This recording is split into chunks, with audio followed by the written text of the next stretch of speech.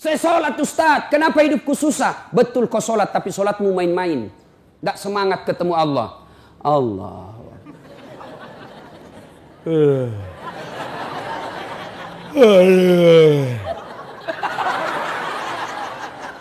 Siratal. Ada yang sholat seperti itu. Ada. Sholat kayak ditiup angin. Allahu Akbar.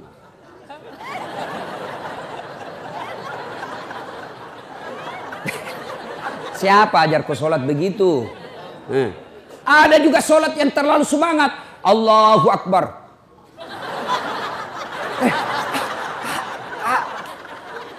Ibu ketawa karena membayangkan diri sendiri lah. Dan teristimewa yang kita muliakan dengan semulia-mulianya tuan-tuan guru kita, para habaib, para alim ulama, ustadz-ustadz pengasuh Majelis Zikir Al-Ihya yang insya Allah dimuliakan dan dirahmati oleh Allah Subhanahu wa Ta'ala. Suatu kali Nabi bertanya kepada sahabat, saudara-saudara sekalian, dalam dirimu ada segumpal darah. Apabila segumpal darah itu baik, maka baiklah seluruh anggota tubuhmu. Tapi apabila segumpal darah itu rusak, maka rusaklah seluruh anggota tubuhmu. Sahabat bertanya, kalau begitu apa gerangan segumpal darah itu ya Rasulullah? Nabi menjelaskan, dialah qalb, hati. Ini berarti bahwa pengendali utama dan pertama baik tidaknya sifat dan akhlak kita tergantung dari hatinya. Kalau hatinya baik, hatinya sehat, tutur katanya enak. Perbuatannya menyenangkan orang. Kelakuannya tidak mengganggu orang lain. Kalau hatinya sehat. Kalau hatinya sakit, tutur katanya tidak enak didengar. Kelakuannya merugikan orang. Perilakunya menjengkelkan orang. Kalau hatinya sudah sakit. Pertanyaan, hati yang ada di sini, ibu-ibu, sedulur-sedulur, bapak ibu sekalian, sehat atau sakit hatinya? Cepat benar mengaku. Ngaku. Sebelum kita ngaku sehat atau sakit, periksa dulu mana penyakit-penyakit hati itu. Harus tahu dulu mana penyakit-penyakit hati. Setelah kita tahu, yuk cross check, nyambungkan, connectingkan. Oh, ini saya nih. Sakit hati saya. Ini tidak. Sehat hati saya. Nah, sekarang perlu kita tahu apa saja jenis-jenis penyakit hati itu.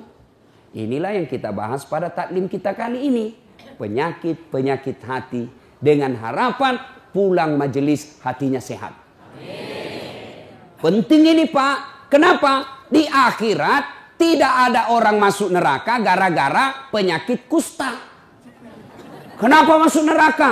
Kusta Tuhan. Enggak. Kenapa masuk neraka? Ngontrak-ngontrak Tuhan, enggak punya rumah. Enggak. Kenapa masuk neraka? Sombong. Kenapa masuk neraka? Takabur. Kenapa masuk neraka? Ujub. Penyakit hati. Ini penting. Coba. Kalau Bapak bawa mobil dari Jakarta ke Bogor, yang nyetir tangan. Yang berpikir sepanjang jalan, otak. Gas rem, kaki. Tapi begitu ada tikungan, apa tertulis? Hati-hati. Iya toh? Tidak tertulis otak. Padahal otak yang berpikir. Iya, begitu pentingnya hati. Coba. Di lapangan terbang, bandara, ada pengumuman. Apa yang diumumkan? Perhatian. Padahal yang berpikir otak. Yang menulis tangan. Pengumuman, perhatian. Tidak ada pengumuman, perotakan. Berarti memang ini hati adalah raja. Karenanya, sehatkan hati kalian. Mari kita lihat. Dalam kitab Ihya Ulumuddin, itu banyak sekali jenis-jenis penyakit hati. Mari kita lihat satu-satu. Mudah-mudahan cukup waktu. Yang pertama, yang paling banyak ini, al-mutakhawilu bis sholah, menganggap enteng sholat. Mana yang disebut menganggap enteng sholat? Mereka yang sudah tahu sholat 5 waktu wajib, tapi mereka tidak mau melaksanakan. Inilah puncak. kehancuran hati manusia. Karena ada orang begitu. Bersinat, takut betul. Ngambil sandalnya orang, takut sekali. Nggak puasa, takut dosa. Ramadan 30 hari puasa, tapi nggak sholat. Kan ada yang begitu. Takut dia ngambil nasinya orang. Takut dia ganggu istrinya orang. Tapi begitu tiba waktu sholat, dia merasa tidak berdosa. Kan ada perasaan begitu. Lewat sholatnya 5 waktu. Sehari dia tidak sholat. Merasa tidak punya dosa. Inilah puncak hancurnya hati kalian. Ada yang begitu kan? Setengah mati cari duit. Dari pagi cari duit. Sampai malam cari duit. Tapi lupa sholat. Inilah yang selalu saya istilahkan. Kerja, cari duit. Begitu dia lapar, beli nasi bungkus. Sayangnya setelah ada nasi bungkusnya, nasinya dia buang, bungkusnya dia makan. Ini orang Bugis bilang beleng-beleng. Tahu beleng-beleng? Dongo. Tahu dongo? Beleng-beleng. Tahu beleng-beleng? Dongo. Tahu dongo? Reke Gering bilang dungu. Itu larang dungu. Asli sedugu-dugunya. Masa beli nasi bungkus, nasinya dia buang, nasi bungkusnya dia makan? Inilah orang yang setengah mati cari nafkah. Berpolitik siang malam. Berusaha siang malam. Ngajar siang malam. Cari harta siang malam. Lupa sholat. Beleng-beleng. Dungu. Apa sebab orang biasa tidak sholat? Mohon maaf. Punten, punten. Ibu-ibu paling banyak tidak sholat kalau ada pesta pengantin. Gara-gara apa? Make up. Mukanya dikira tembok. Kuning, coklat, abu-abu, biru. Oh, beleng-beleng. Itu biasa saya kasihan lihat itu ibu kalau ada pengantin. Mukanya betul-betul kayak tembok. Serba palsu. Bibirnya merah palsu. Alisnya tebal palsu. Bulu matanya panjang palsu. Pantatnya gabus. Semua palsu. Malah ada lagi lebih gila lagi saya lihat. Dia kasih lebih alisnya. Saya bilang kenapa dikasih lebih? Dia bilang seperti artis Korea. Ada artis Korea baru di Bogor tinggal. Coba sudahlah. Apa dilarang berdandan? Ya silahkan. Selama ibu berdandan supaya suami bangga di samping ibu. Itu ibadah. Tapi kalau ibu dandan, gara-gara dandan tidak sholat, beleng-beleng. Coba. Nah sekarang gimana solusinya Ustaz? Nah, ibu wuduk dulu. Sudah wuduk, dandan. Sudah dandan, tahan kentut. Biar sudah wuduk, kentut batal. Nggak habis kok Ustaz, sedikit aja keluar. Biar sedikit, batal. Coba. 2. Yang menyebabkan ibu-ibu banyak tidak sholat kalau ada pengantin. Apa? Jilbab. Saya ini sudah keliling-keliling ceramah. Sampai ke Malaysia, Timur Tengah, Brunei, Filipina Selatan. Ini hanya di Indonesia yang ibu-ibunya susah jilbabnya. Jilbab sakaratil maut. Masya Allah. Itu ada talinya tuh 2 meter. Dia ikat dulu. Dia ikat di lehernya. 2 meter dikasih kembang. Hah? 17 pentulnya. Ada kayak batang pohon di belakang. Sudah, tidak bisa lah dia goyang lehernya. Sudah diikat. Coba, ayo, pakai lagi jilbabnya yang sempit, celana roknya sempit. Suaminya bilang, cepat-cepat, buru-buru kita ketinggalan. Tunggu sedikit Pak. Ini dah wajah beleng-beleng. Tiba waktu sholat. Hayya 'alas shalah. Suaminya bilang, bu, baru aja kau pulang umroh. Itu baru 2 bulan yang lalu kau pulang umroh. Ini sudah mau asar kau belum sholat duhur. Sana pi sholat. Apa kata istrinya? Sadar kau Pak. Saya sadar, saya suruh kau sholat. Kau ndak lihat ini jilbabku. 2 jam makainya ini. Beleng-beleng. Sudah ya. Bu, yang paling banyak perempuan ndak sholat kalau ada pesta. Ini kalau laki-laki kapan banyak ndak sholat? Ada Piala Champion. Subuh ndak sholat subuh. Gara-gara sepak bola. Begitu nonton dari jam 2. Seri adu penalti. Bersamaan azan subuh. Pilih mana Pak? Bapak pilih mana? Pergi sholat, ketinggalan gol. Nonton, ketinggalan sholat. Akhirnya apa? Diambil sajadahnya, sholat depan televisi. Ini lebih belen-belen. Ayo. Demi Allah. Apa alasan orang biasa tidak sholat? Ustaz, saya kaya Ustaz. Dia kaya aja dia tidak sholat. Ada yang kalah kayanya Nabi Sulaiman? Ada yang kaya Nabi Sulaiman? Nabi Sulaiman itu pekarangan rumahnya emas. Ada di sini pekarangan rumahnya emas. Paling kalau orang Bugis, kalau paling kaya giginya dikasih emas. Coba. Dia cakep Ustaz. Ada yang kalah Nabi Yusuf? Ayo. Itu cakepnya Nabi Yusuf. Bayangkan cakepnya itu manusia. Ibu-ibu disuruh ngiris-ngiris bawang. Suruh lewat Nabi Yusuf seperti Pragawati. Yang kalau di atas apa itu? Catwalk. Lewat Nabi Yusuf. Ini ibu-ibu. Masya Allah. Ini bukan manusia ini. Cakep betul.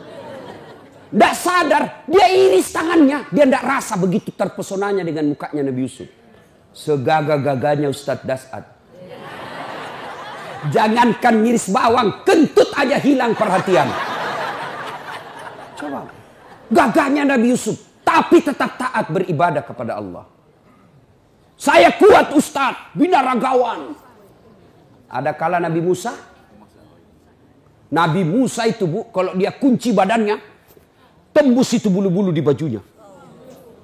Kalau dia kunci badan. Terlempar songkoknya. Kalau dia tinju orang. Belum sampai tinjunya sudah jatuh itu musuhnya.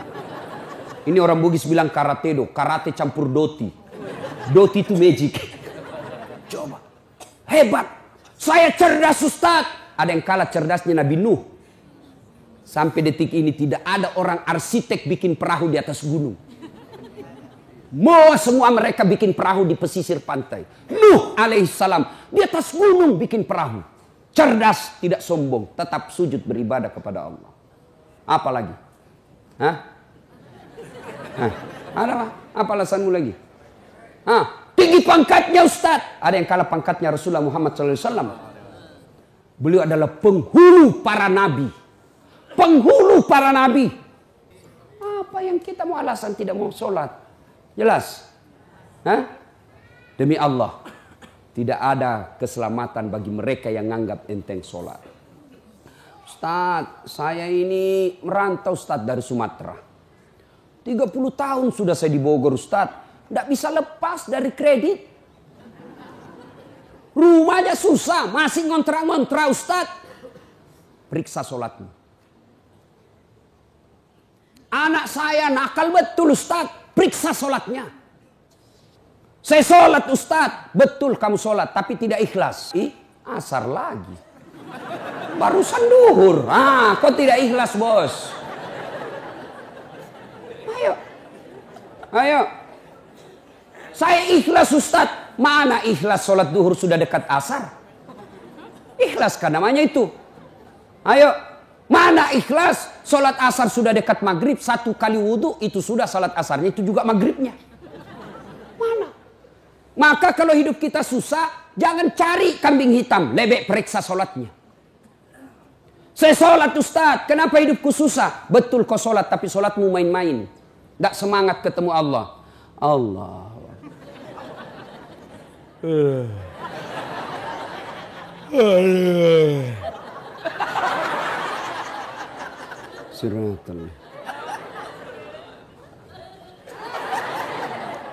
Ada yang sholat seperti itu. Ada. Sholat kayak ditiup angin. Allahu Akbar.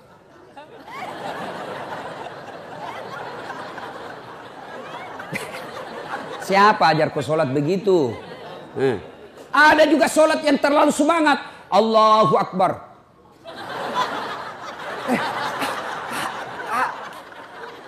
Ibu ketawa karena membayangkan diri sendiri lah. Makanya kalau ada masalah dalam hidup, ayo pertama yang harus kita selesaikan, sempurnakan sholatmu bos. Saya sholat Ustadz, betul ibu sholat. Tapi ibu yang pakai baju sholat sudah 3 hari tidak dicuci. Ketemu Allah pakai daster. Tinggi sebelah lagi. CD-nya 2 hari tidak dicuci dipakai. Begitu salat gatal semua. Siapa ngajar sholat seperti itu? Nah, ayo ya, mulai hari ini koreksi sholatnya, Bu. Ibu saya di kampung itu 14 anaknya, Bu. Tidak ada sekolah. Bahasa Indonesia tidak lancar. Tapi yang membuat saya kagum, kalau mau sholat, dia ganti bajunya. Saya aja belum mampu seperti itu. Itu di ruang tiurnya, dia gantung kudung dengan bajunya, dengan ada yang pembungkus kepalanya. Setiap beliau mau sholat, pasti dia ganti baju. Masya Allah. Selalu ini yang membuat ibu saya doanya makbul. 14 anaknya. Ibu cuma satu anaknya tidak bisa ganti baju kalau mau sholat. Yang ketawa, saya serius ini, Bu. Masya Allah. Bapak-bapak, adik-adik, kalau ada yang sampai sekarang belum dapat kerja yang baik, koreksi sholatmu. Ayo, apa susahnya sholat, bos? Apa susahnya sholat? Lebih susah puasa, 30 hari kita lapar. Lebih susah haji, ngantri. Umrah aja ku kejar-kejar, sholatmu tidak bagus. Ayo. Mau zakat sedekah berat, ada duit modal. Sholat yang penting ada maumu. Haji sekali setahun. Umroh penuh modal. Sholat 24 jam Allah menunggumu. Subuh Allah nunggu. Tengah hari capek Allah tunggu duhur. Sore mau curhat Allah tunggu asar. Maghrib selesai kegiatan Allah tunggu di maghrib kita. Mau tidur silahkan curhat sebelum isya. Tengah malam bangun tidak bisa tidur. Yuk kau sholat tahajud. Cuma kita tidak sadari kekuatan sholat. Sholat kecil buat Allah kasih kalian rumah. Kecil buat Allah kasih kalian jadi anggota DPR. Kecil itu asam urat. Kecil itu kolesterol. Perbaiki sholat. Cuma kita kalau sakit langsung ke dokter. Memangnya dokter yang sembuhkan kamu? Ke Allah dulu. Allah, dokter. Saya sampai detik ini belum pernah ketemu dokter yang hebat. Kenapa? Begitu saya ke dokter, saya juga yang kasih tahu penyakitku. Assalamualaikum Ustaz. Waalaikumsalam dok. Kenapa Ustaz? Ini mencret-mencret saya dok. Kenapa bisa? Dalam hatiku ya urusanmu. Karena kau dokter. Masa saya yang kau tanya? Allah. Tanpa bapak beritahukan, ibu beritahukan. Allah sudah tahu penyakitnya ibu. Yang dokter hebat itu baru muncul. Pasti mencret Ustaz. Itu hebat itu. Tapi yang tidak. Iya. Maka bapak ibu sekalian. Perbaiki sholat. Nah, itu tetangga saya Ustaz. Tidak sholat. Tapi kok rezekinya baik. Proyeknya lancar. Oh jangan salah. Memang duitnya banyak. Mobilnya mewah. Rumahnya megah. Tapi apa yang ibu bapak tidak tahu. Istrinya selingkuh. Suaminya membalas. Banyak kita lihat orang kaya, tapi menderita batinnya. Duitnya banyak, dihormati di kantor, dimuliakan di kantor, tapi sampai di rumahnya dilempar piring sama anaknya masih SMP. Itu sudah banyak duitnya, tapi tidak ada kebahagiaan rumah tangganya. Banyak duitnya, tapi tidak ada bisa dia makan. Duitnya 7 miliar, tapi dilarang makan nasi. Apa enaknya? Dilarang makan nasi, dilarang makan karedok. Apa? Yang bisa dia makan hanya ubi rebus. Duit 7 miliar cuma ubi rebus. Pret. Ya, maka Bapak Ibu, adik-adik jangan galau, perbaiki sholatmu. Saya bisa bicara begini, saya alami. Demi Allah, saya pernah menjadi cleaning service. Bersihkan toilet travel terkenal di Makassar waktu itu. 4 toilet saya harus bersihkan tiap hari. Saya bilang sama koordinator kebersihan, tidak usah gaji saya. Kasih masuk namaku undian umroh kalau ada gratis. Sampai tutup itu kantor, tidak dapat. Saya pernah menjadi loper koran. Selesai sholat subuh saya bawa naik sepeda itu langganan harian Fajar di Makassar. Hilang lagi sepeda BMX ku. Tidak tahu sampai sekarang saya belum dapat siapa yang curi. Yang ngajar itu kalau saya dapat itu saya lapor di KPK. Masya Allah. Hai, saya sering jalan kaki pergi sekolah. Saya pernah dihina kawan saya waktu kuliah. Keluar dari ruangan kuliah. Dia tunjuki saya. Dasat, tidak malu-malu kau. Cakar semua bajumu. Cakar itu rombengan. Tahu, baju bekas yang dari Eropa dijual 100.000 kalau di Matahari 100.000 satu. Ini 10.000 4 masih ditawar. Coba bayangkan. Saya tidak marah. Biiznillah, dengan izin Allah, saya istiqamah pelihara sholat dengan sebaik-baiknya. Alhamdulillah dengan izin Allah, saya sudah punya travel sendiri. Kapan saja saya mau umroh bisa, dengan izin Allah. Kalau kawan saya dulu yang hina saya kata pakai baju cakar, alhamdulillah sekarang Ramadan baru-baru saya kasih lagi zakat. Coba, kalau saya jalan kaki dulu, alhamdulillah punya kendaraan yang jarang seperti itu di Makassar. Alhamdulillah dengan izin Allah. Apa susahnya Allah kasih kamu rumah? Apa susahnya Allah kasih lunas utangmu? Kecil buat Allah. Yang penting sholat men, sholat. Perbaiki sholatmu, Allah yang selesaikan utangmu.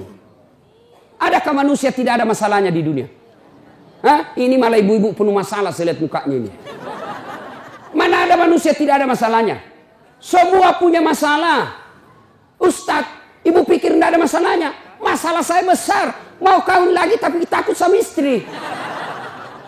Semua punya masalah. Alhamdulillah Allah tidak berkata, Das'at kalau ada masalahmu kau jadi anggota DPR dulu.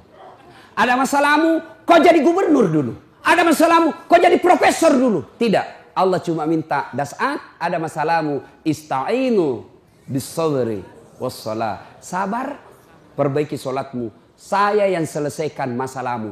Itu janji Allah, bukan janji caleg. Oh, kalau caleg dijanji ande boleh, kita dijanji sorga, dijanji juga kita sorga. Nih kartu namaku, pilih saya. Ada masalahmu, punten, hubungi saya, sama-sama Sunda. Pilih, begitu terpilih, dia ganti nomor HP-nya. Ini manusia, tapi kalau Allah, ayo dek, ada masalahmu, perbaiki sholatmu. Ya, teman setan yang pertama, nganggap enteng sholat. Apa akibat dan hukuman bagi mereka meninggalkan sholat? Lain waktu kita bahas. Sekarang yang kedua. Penyakit hati yang kedua. Sombong. Ujub. Takabur. Borro. Mau dibilang. Mau dikata. Itu penyakit sombong. Ingat sejarahnya iblis keluar dari sorga? Ya? Apa penyebabnya? Apa karena dia miskin? Apa karena dia korengan? Apa karena dia penyakit kusta? Tidak. Ciptakan Adam. Allah perintahkan, wahai seluruh makhlukku, kau sujud di hadapan Adam. Inilah makhluk saya paling mulia. Iblis, malaikat sujud. Meskipun awalnya sempat protes. Satu makhluk Allah yang tidak mau. Namanya iblis. Iblis protes. Saya tidak mau ya Allah. Kenapa iblis? Adam baru diciptakan. Saya senior. Masa senior hormat sama junior? Gengsi dong. Adam diciptakan dari tanah. Saya dari api. Unsur kejadian saya lebih mulia dari Adam. Saya tidak mau. Allah berfirman, wah kau sombong rupanya iblis. Sombong tidak layak menghuni sorga. Keluar kau dari sorgaku. Diusir dari sorga. Cuma iblis waktu diusir, dia minta, ya Allah, nih sebelum saya keluar dari sorga, nih ada dua proposal saya. Permohonan saya, satu, berikan saya umur yang panjang. Oke, kata Allah, kau tidak akan mati sampai hari kiamat. Kata iblis itu beranak pinak. Andai kita ketemu sama dunia, Pak, ini ada banyak di sini kita, Pak. Cuma karena dunia kita beda, maka tidak ketemu. Tapi di sini dia lihat kita ini, Pak. Oh ini nih sasaran saya nanti nih. Pulang ini saya goda lagi nih supaya goda ini. Itu cuma tidak dilihat. Tuh. Yang kedua kata iblis, permohonan saya yang kedua, berikan saya skill, kemampuan, kehebatan untuk menggoda anak cucunya Adam. Gara-gara Adam saya diusir, maka saya akan melakukan perang sepanjang hidup saya. Itu iblis. Kata Allah, silakan. Kecuali orang yang lemah imannya kau bisa goda. Keluar iblis. Mulailah dia goda kita. Cara menggodanya ditimbulkan rasa sombong. Sombong itu adik-adik penyebabnya satu, bertambahnya ilmu. Ini yang bisa masuk ini ustadz. Ada ustadz sombong? Banyak. Bikin Instagram. Silakan hubungi kami kalau ada masalah silakan tanya. Begitu dihubungi tidak dibalas-balas. Karena ada yang begitu.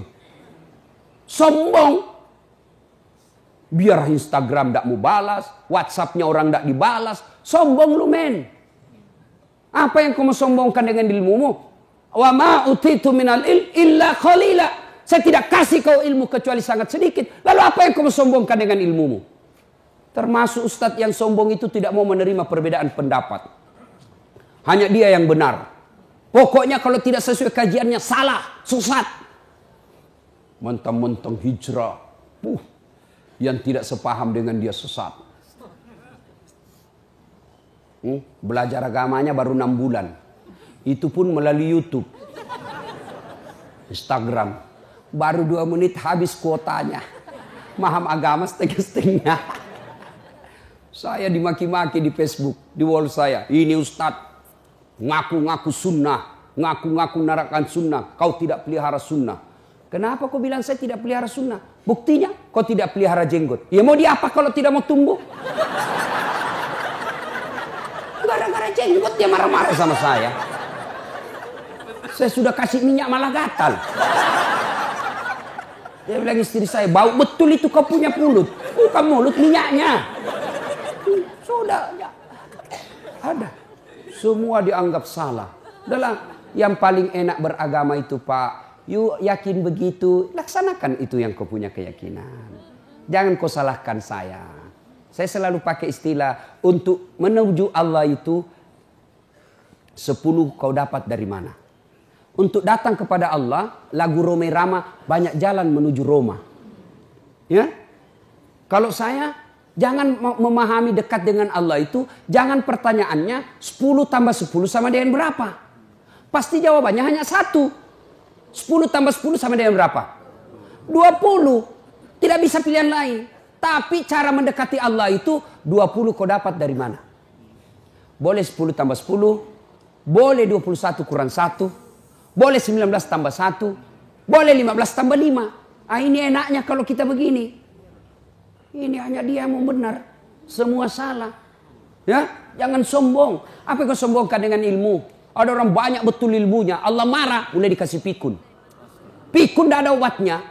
Selama ini dia pergi mengajar, diprotes sama istrinya. Pak, biasanya kalau kau mau mengajar, kau cium-cium jidatku. Ini sudah hampir 2 minggu tidak pernah kau cium saya. Langsung dia bilang suaminya, astagfirullah. Berarti siapa aku cium selama ini? Ternyata pembantunya. Apa kau sombong? Pikun kau tidak bisa bedakan istri pembantu. Jangan juga modus. Teman-teman pulang dengar ceramah ini, besok dia masuk kamar pembantu. Didapat sama istrinya, kukira kamu sayang. Jangan sombong dengan ilmu. Ya, pintu masuknya setan sombong. Yang kedua, apa penyebab sombong? Bertambahnya pangkat jabatan. Jangan sombong. Anggota DPR, jangan sombong. Kau jadi anggota DPR karena rakyat memilihmu. Jadi bupati, jangan sombong. Kau jadi bupati karena rakyat milih. Tidak pilih. Wabillahi taufiq wal hidayah. Keluar kau jadi rakyat biasa. Apalagi menyebabkan orang sombong? Bertambahnya harta. Jangan sombong. Nanti kau seperti Korun.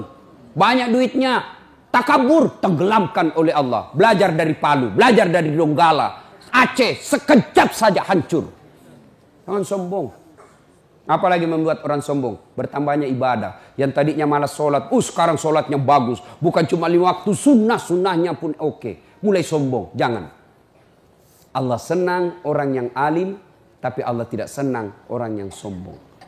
Puncak kesombongan, tidak mau sujud di hadapan Allah. Dalam hadits qudsi Allah jelaskan, ada 3 temannya setan di dunia. Satu di antaranya, ghaniyun mutakabbir, orang kaya yang sombong. Kaya harta sombong temannya setan. Kaya ilmu, ilmuwan sombong temannya setan. Kaya pangkat pejabat temannya setan. Tapi masih masuk akal. Orang masih, ya wajarlah dia sombong, dia wali kota. Wajarlah dia sombong, banyak duitnya. Wajar dia sombong, tinggi ilmunya. Tapi temannya setan. Masih wajar. Tapi ini sudah miskin, pengangguran, jelek mukanya, bau keteknya, sombong lagi. Bukan kau temannya setan, kau sudah jadi setan cilaka. Salatullah, salamullah ala toha rasulillah. Salatullah, salamullah ala yasin habibillah. Ibu bapak, saudara-saudara sekalian yang saya hormati. Satu, teman setan itu penyakit hati, menganggap enteng sholat. Dua, sombong. Tiga, baki, pelit, dedekut. Orang Bugis bilang seke, kikirigalla paku jambatan. Itu pelit sekali. Itu temannya setan. Ibu-ibu, mau lihat pelitnya ibu? Coba kalau dia beli sayur. Hobi memang dia nawar. Kalau dia ke pasar, beda 1000 dia kelilingi tuh pasar. Beda 1000 tuh dia kelilingi. Bu, halo ibu. Bu, kalau ibu belanja di Trans Studio, Trans Mall, atau Alfamidi, Alfamart, tawar apa tidak? Tawar apa tidak? Coba kau tawar dibilang ke orang gila. Lalu pedagang kasihan yang sesama kita pribumi datang naik sepeda motor, kadang kala sepeda, dia datang, dia sudah panggil kita, ya Bu Haji, Bu Haji makin cantik aja, masih nawar. Apa namanya kalau bukan pelit? Sudah enaknya itu, berapa Mas? 10.000 Bu Haji, 11.000 ya.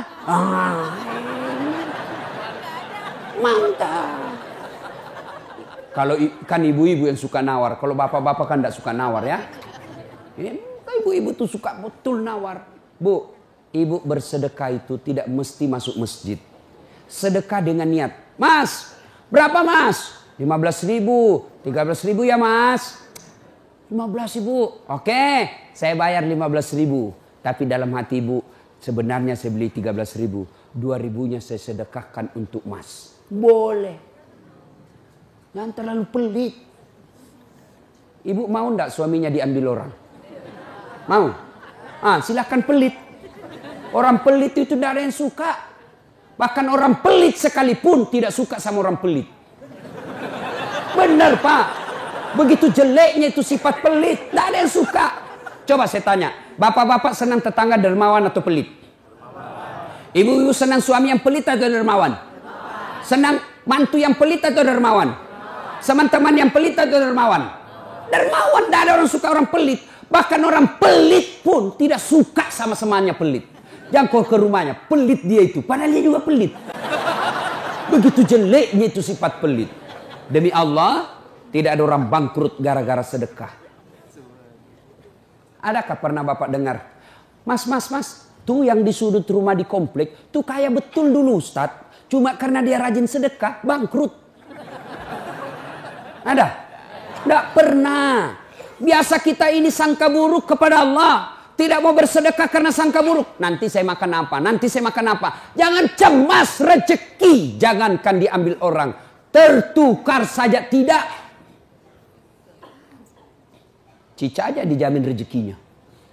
Tahu cicak? Tahu? Cicak makan apa ibu? Masuk akal enggak? Tidak masuk akal. Gimana caranya? Satu di dinding, satu terbang. Di mana ketemu? Tidak ada terminalnya. Kalau pesawat terbang, kita jalan, ada ketemunya. Di mana? Di bandara.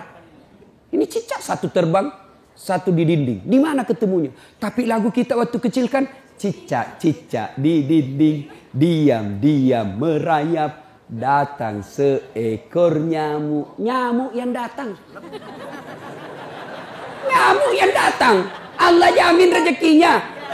Lagu tidak bilang cicak lompat ke nyamuk. Setengah mati cicak, kasihan. Iya kan?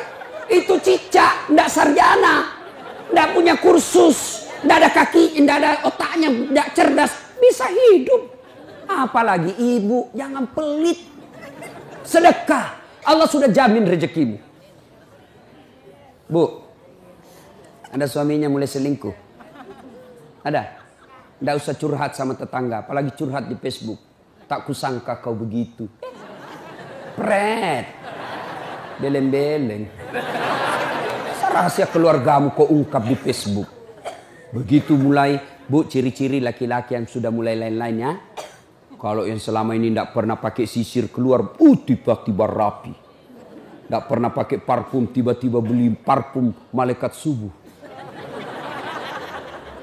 Nah, Yang tadinya keluar rumah tidak pernah pakai setrikaan, langsung rapi. Yang paling mencurigakan kalau dia terima SMS dalam kamar mandi. 70% wajib dicurigai.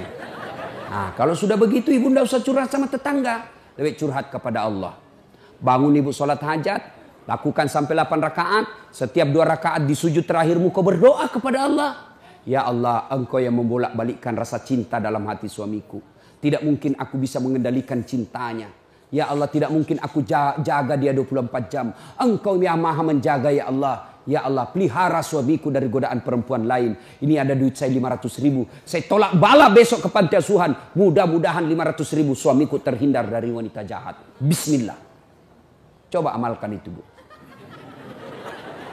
Coba amalkan.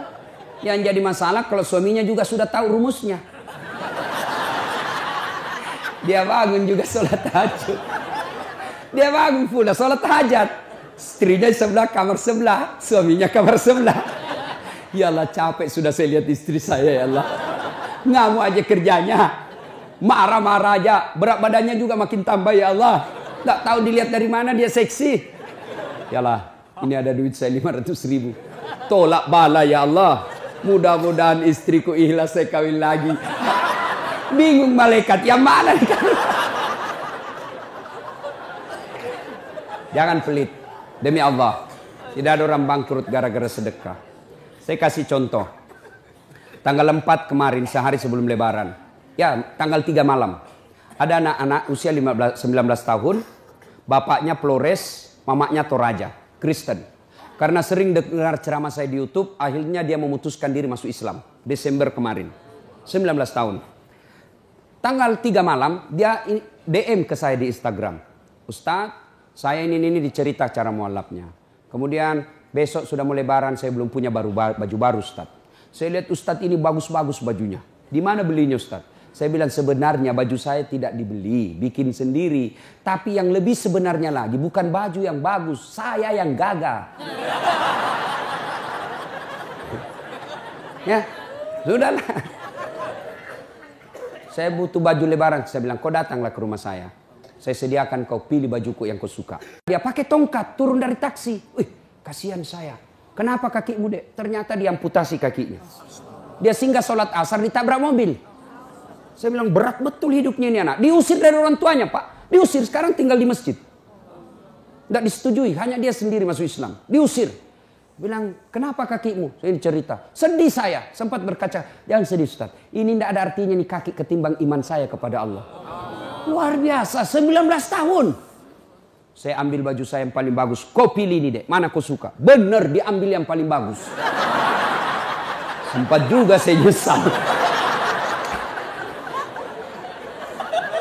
Sudah. Karena saya buru-buru ke bandara.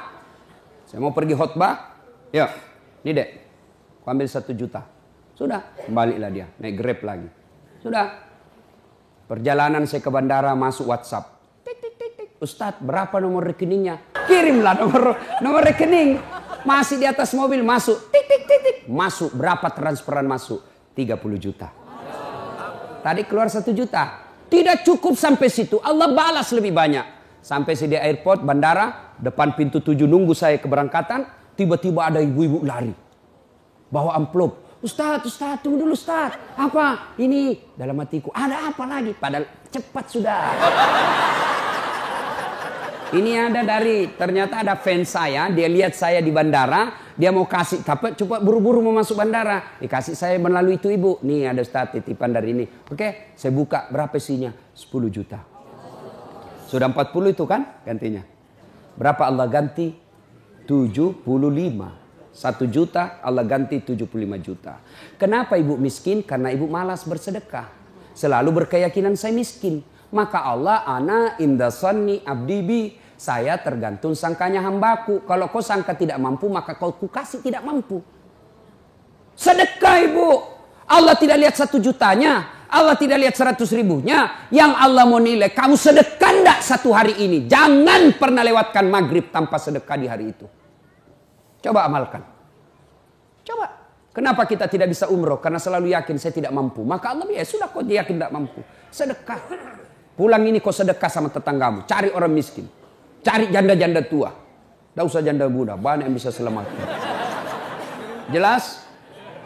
Salatullah, salamullah, ala toha rasulillah. Salatullah, salamullah, ala yasin habibillah. Nah, sudah banyak sebenarnya penyakit hati, tapi waktu yang terbatas. Saya cuma bilang waktu yang terbatas. Saya ada acara di Bandung, Ibu, jam 10. Saya ini orang kampung. Saya tidak tahu Bogor ke Bandung jauh. Saya pikirnya 1 jam. Inilah kalau kita pakai pulsa lokal. Saya orang kampung, tidak tahu saya. Oh, ternyata jauh. Nah, saya harus segera selesaikan. Insya Allah, kalau panitia ngundang saya lagi ke sini, saya datang lagi. Insya Allah ya. Nah, ini penyakit hati. Sekarang gimana cara mengobatinya? Ala bizikrillahi tatma'innul qulub. Ketahuilah dengan berzikir mengingat kepadaku, maka hatimu akan jadi tenang. Jadi kalau kita punya penyakit hati, maka datang di majelis zikir Al-Ihya ini. Ini salah satu caranya. Memang ibu tidak dapat voucher. Memang ibu tidak dapat undian. Tapi apa yang ibu dapat? Ilmu. Tapi ilmu tidaklah terlalu menolong ketika ilmu itu tidak diamalkan. Amalkan yang Bapak Ibu tahu, maka Allah akan berikan ketenteraman jiwa, ketenangan hati. Kalau hati sudah tenang, itulah kekayaan kita yang paling baik.